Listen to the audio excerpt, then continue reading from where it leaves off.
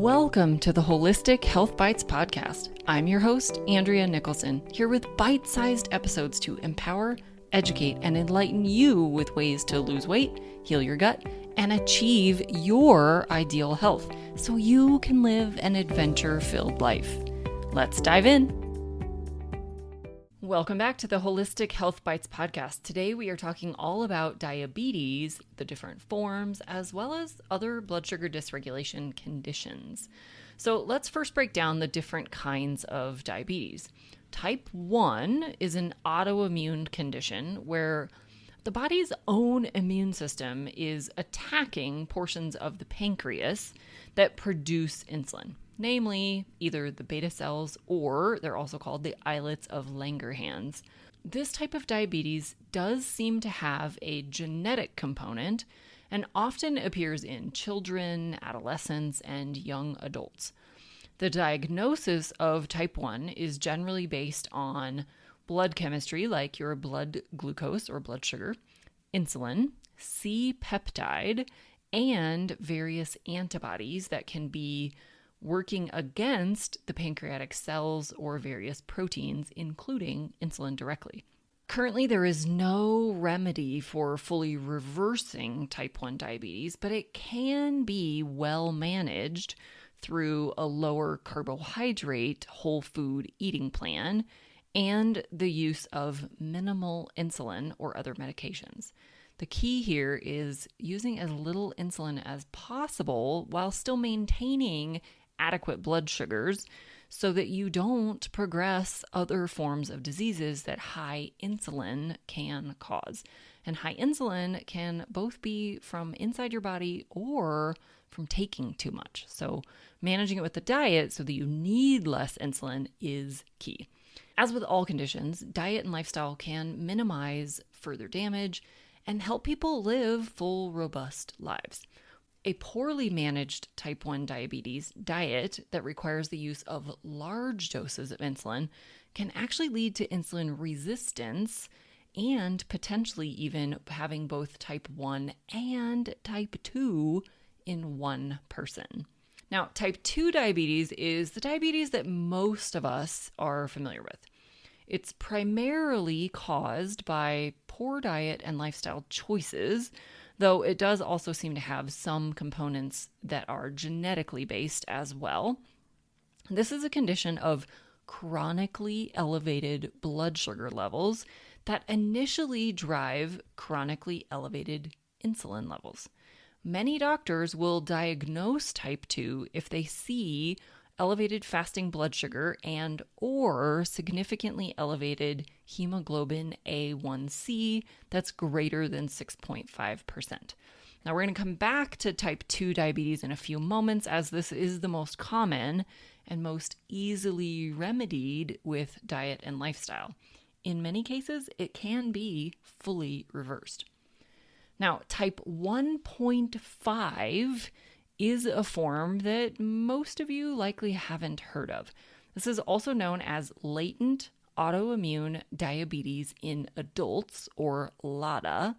And this is becoming increasingly more common, as are most autoimmune conditions. They call it 1.5 because it shares features of both type 1 and of type 2. It kind of fits right in the middle. It's generally diagnosed later in life than most type 1 diabetics are, but it does have the autoimmune component like type 1 does. Now, a lot of times there's misdiagnoses of both type 1.5 that's actually type 2 or diagnosed as type 2 when it's actually 1.5. And a lot of times they discover this mistake because the medications being given don't work right. So those who truly do have type 1.5, they may eventually need to use insulin, but they initially are still producing their own insulin. The same diet and lifestyle advice of a healthy low-carb diet and overall lifestyle strategies can help prevent additional damage to the pancreas, therefore reducing the need for increasing medications as the person progresses through life.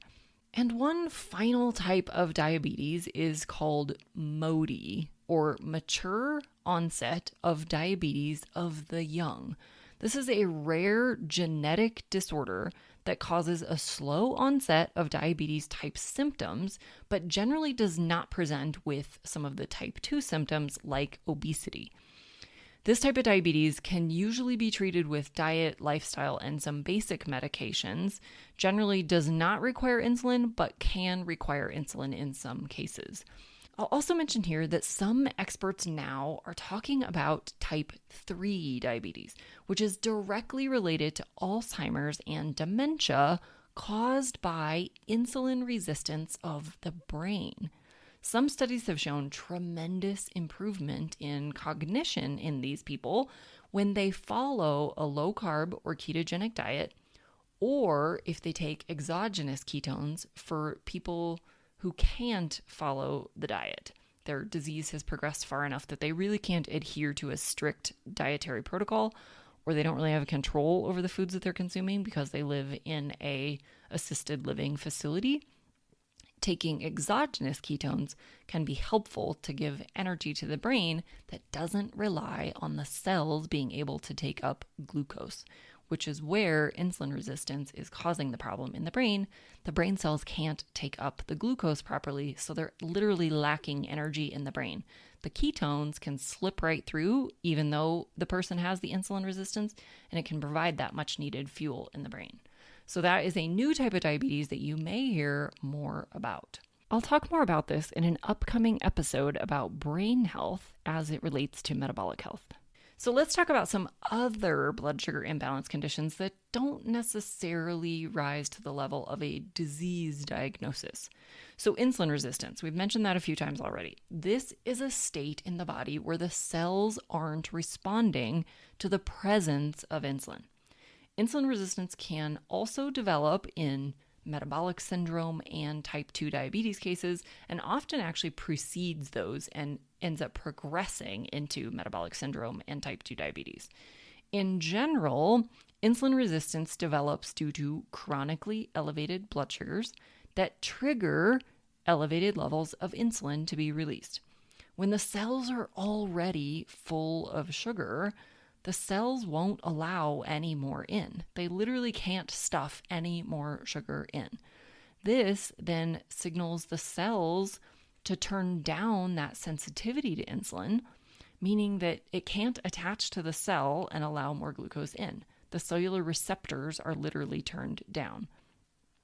The blood sugar is still high in this case, so the pancreas produces even more insulin to get the sugar out of the blood and into the cells, because the sugar in the blood is toxic. So basically, the pancreas is screaming at the cells to allow more sugar in. But just like the boy who cried wolf, the cells aren't listening anymore. Often, people with insulin resistance will feel more tired after eating and will also feel the need to eat sweets after meals. This is happening because the glucose from the meal is stuck in the blood, unable to get into the cell where it can be used for energy. The body perceives this lack of fuel for energy and turns up the appetite, specifically for fast-acting fuel like sugar. This, of course, doesn't actually help anything and just further drives elevated blood sugars and insulin levels.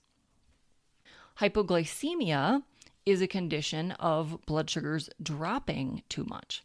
There are two different primary kinds of hypoglycemia: fasting hypoglycemia and reactive hypoglycemia.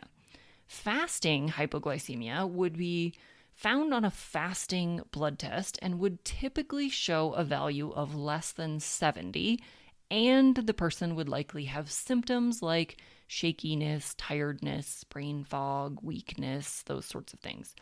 These symptoms can also present at any time throughout the day when blood sugar levels fall too low between meals. So this is typically thought of as a fasting result, but it can happen anytime during the day. People with fasting hypoglycemia often feel more energy after meals. Reactive hypoglycemia specifically occurs about 3 hours after consuming a meal. Generally, this starts with elevated blood sugars about an hour after eating from the meal, generally greater than 130 milligrams per deciliter, and then they plummet below 70 at about 3 hours after eating. This is due to the body overreacting to the elevated blood sugar levels, and it pumps out too much insulin, and then the blood sugars drop too low. Low blood sugars can also occur due to excessive alcohol intake, excessive insulin injections for anyone taking insulin, and intake of medications like propranolol or other diabetes medications. Both types of hypoglycemia can fuel insulin resistance, so it's important to avoid excessively high blood sugar levels that cause this whole cycle to begin. So how do you know if you have any of these conditions? Well, testing is the best way.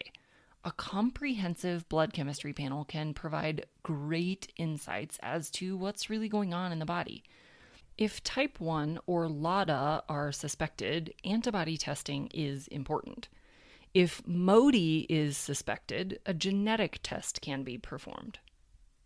If hypoglycemia, insulin resistance, or type 2 are suspected, markers like fasting glucose, fasting insulin, hemoglobin A1C, LDH, sometimes you'll see it on a lab as LD, fructosamine, C-peptide, leptin, your lipid panel, which is your standard cholesterol panel, liver enzymes, and uric acid can be very helpful in determining what's going on. Just know that most conventional doctors are only going to run a few of these markers, which can be helpful, but they just don't provide as much detail to really delineate what's going on. If you would like to have a comprehensive panel done like this and your doctor won't run a more comprehensive panel, let me know. I'm happy to help out. What can be done if you do have blood sugar dysregulation in any of these conditions or diseases? Well, diet is the first and biggest factor. So you want to focus on a whole food diet that is low or free of refined carbohydrates, has low to moderate whole food carbohydrates and starches, and how low that goes is really dependent on the severity of your condition, which again is why testing is so important, so that we know where you fall on the spectrum of all of these conditions and diseases. And you really want to fill the diet with quality proteins and healthy fats. Beyond diet, you want to ensure that you're getting adequate daily movement or exercise, you're getting adequate sleep, you're managing your stress levels, and reducing toxin exposures as much as possible. All of these things, if you have a sedentary life, not adequate sleep, you have high stress levels, or a high toxin exposure, those are all inflammatory to the body, and they can affect how well you handle blood sugar. Blood sugar imbalances are directly related to nearly every health condition, from depression, anxiety, thyroid disorders, migraines, hormone imbalances and infertility, cognitive decline, heart disease, hypertension, vision and hearing impairments, gut imbalances, declining bone health, cancer, and so much more. And as we've talked about on a previous episode, currently there are less than 12% of the adult population that are metabolically healthy. So even without labs, if you have low energy, excess weight, brain fog, frequent illnesses, pain, headaches, high blood pressure, hormone imbalances, or any other undesired symptom, this definitely applies to you. The great news is a lot of these issues can be eliminated or greatly improved through a holistic diet and lifestyle strategies. I'm here to answer any questions that you have and guide you on the best next steps for you. In the next episode, we are going to be talking all about heart disease and hypertension. So see you again on the next episode. Until then, be well and vibrant.